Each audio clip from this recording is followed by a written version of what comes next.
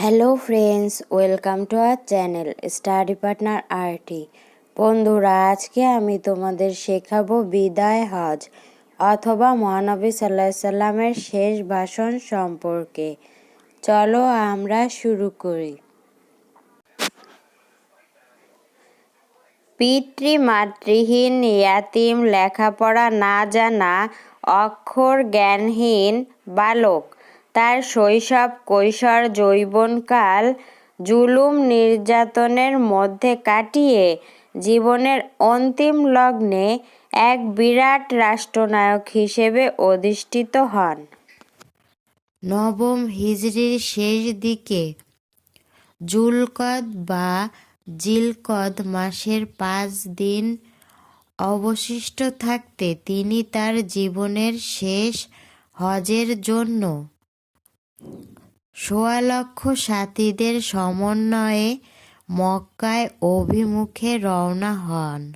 হজ সমাপনান্তে সমবেত জনমণ্ডলীর উদ্দেশ্যে একটি হৃদয় বিদারক শিক্ষণীয় ভাষণ প্রদান করেন।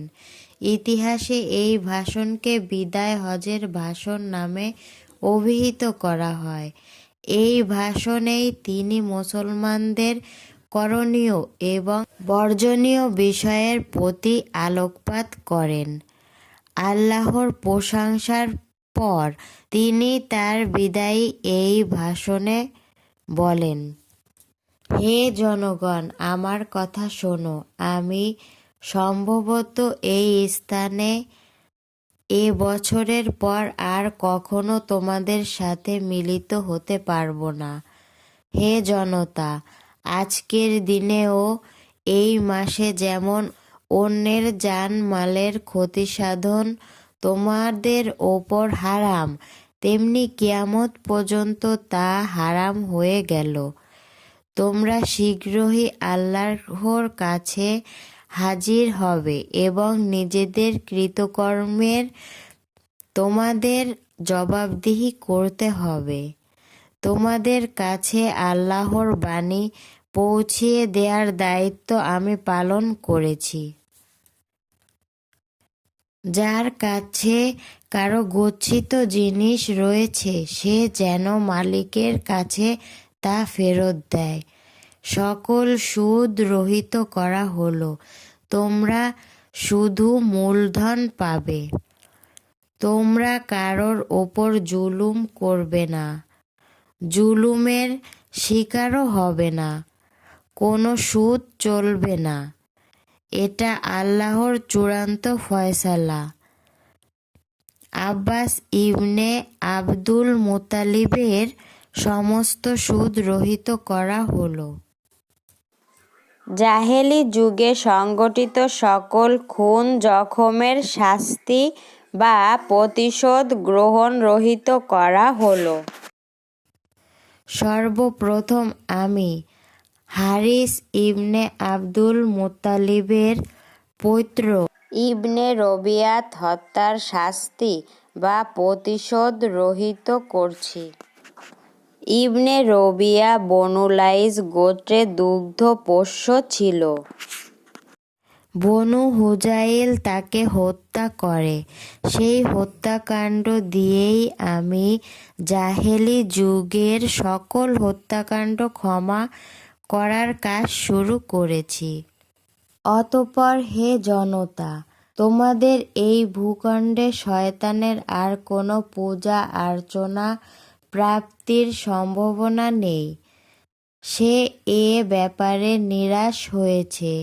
তবে তোমাদের ক্ষুদ্র ক্ষুদ্র কাজে যাকে তোমরা তুচ্ছ ও নগণ্য মনে করে থাকো, শয়তানের অনুগত্য করলে তাতেই সে খুশি হবে। অতএব তোমরা দিনের ব্যাপারে শয়তান সম্পর্কে সাবধান থাকো। হে জনগণ, নিষিদ্ধ মাসগুলো পরবর্তী বছরের জন্য মুলতবি রাখা আরও জঘন্য কুফরি কর্ম। কাফির বা এই প্রথা দ্বারা গুমরাহির পথে চালিত হয়। এর মাধ্যমে তারা রক্তপাতকে 1 বছর বৈধ আর 1 বছর অবৈধ করে নেয়। এভাবে তারা আল্লাহর নিষিদ্ধ দিনগুলোকে ফাঁকি দেওয়ার চক্রান্ত করে। এভাবে কার্যত তারা আল্লাহর নিষিদ্ধ কাজকে বৈধ এবং আল্লাহর পক্ষ থেকে বৈধ কাজকে অবৈধ করে নেয়।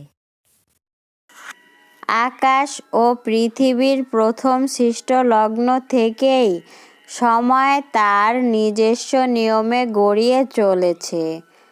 আল্লাহর কাছে মাস হলো 12টা, তার মধ্যে 4টা হলো নিষিদ্ধ। 3টি মাস এক নাগাড়ে আর একটি মুদার গোত্রের রজব মাস। সে মাসটা শাবান এবং জমাদিউস সানির মাঝখানে অবস্থিত। তোমাদের নারীদের প্রতি তোমাদের কিছু কর্তব্য এবং অধিকার রয়েছে। নারীরা তোমাদের বিছানায় অন্য কাউকে শোয়াবে না এবং নিষিদ্ধ ঘোষিত অশ্লীল কর্মকাণ্ডে লিপ্ত হবে না। এটা তাদের কর্তব্য, কারণ এটা তাদের ঘৃণার উদ্রেক করে থাকে। আর তা যদি করেই বসে, তবে তাদের থেকে আলাদা বিছানা শোয়া এবং মৃদু প্রহার করার অধিকার আল্লাহ তোমাদেরকে দিয়েছেন। তবে যদি পরিশুদ্ধ হয়, তাহলে তাদের স্বাভাবিকভাবে খাদ্য ও পোশাক পরিচ্ছদ দেয়া তোমাদের কর্তব্য। নারীদের প্রতি শুভকামী থাকো, কেননা তারা তোমাদের কাছে অক্ষম বন্দীস্বরূপ। আল্লাহর আমানত হিসেবে তাদেরকে গ্রহণ করেছ। আল্লাহর বিধান অনুসারেই তোমরা তাদেরকে বৈধ করে নিয়েছ। হে মানব সকল, সঙ্গম করো। আল্লাহর বাণী পৌঁছে দেওয়ার কাজ আমি সম্পন্ন করেছি, আর তোমাদের কাছে এমন জিনিস রেখে যাচ্ছি যা দৃঢ়ভাবে স্মরণ করলে তোমরা কখনো বিপথগামী হবে না।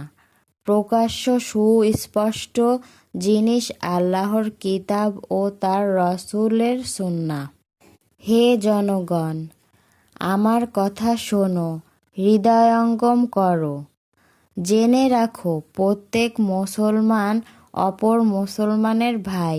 মুসলমানরা ভাই ভাই, কাজেই নিজের ভাইয়ের কোনো জিনিস তার খুশি মনে দান করা ছাড়া নেয়া অবৈধ।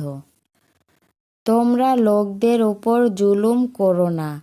সর্বশেষ জনতাকে উদ্দেশ্য করে বললেন, আমি কি আল্লাহর দিন তোমাদের কাছে পৌঁছে দিয়েছি? সমগ্র জনতা সমস্বরে বলল, আপনি দিন শুধু পৌঁছায়েই দেননি, বরং এর হকও আদায় করেছেন। এ কথা শুনে হযরত মুহাম্মদ সাল্লাল্লাহু আলাইহি ওয়াসাল্লাম আকাশের দিকে হাত উঠিয়ে আঙ্গুল উঁচিয়ে বলল, হে আল্লাহ, তুমি সাক্ষী থাকো, তুমি সাক্ষী থাকো, তুমি সাক্ষী থাকো। যারা এখানে উপস্থিত আছো, অনুপস্থিতদের কাছে আমার এই বাণী পৌঁছিয়ে দিও। এমন হতে পারে যে এই বাণী কথার মর্ম অধিক সমাজদার ও সংরক্ষণকারী হবে। বন্ধুরা, আশা করি ভিডিওটি তোমাদের অনেক ভালো লেগেছে। যদি তোমাদের আমার এই ভিডিওটি ভালো লাগে, তাহলে বন্ধুদের মাঝে শেয়ার করতে ভুলো না। আর হ্যাঁ, please like, comment, subscribe my channel. Thanks for watching this video.